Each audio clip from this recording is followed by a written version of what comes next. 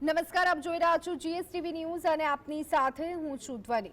15મી ઓગસ્ટથી હર ઘર તિરંગા અભિયાનની શરૂઆત કરવામાં આવશે। દેશની સ્વતંત્રતાને 75 વર્ષ પૂરા થયા છે, ત્યારે રાષ્ટ્રધ્વજને લઈ અને કેટલાક નિયમોમાં ફેરફાર કરવામાં આવ્યા છે, જે બાદ લોકો ઘરે અને કચેરી પર પણ ધ્વજ લગાવી શકશે।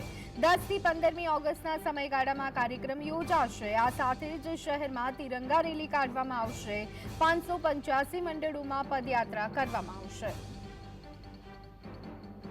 15મી ઓગસ્ટના સુધીના જે કાર્યક્રમો છે એને અમે રાષ્ટ્રીય સ્તરેથી હર ઘર તિરંગા એક અભિયાન શરૂ કર્યું છે।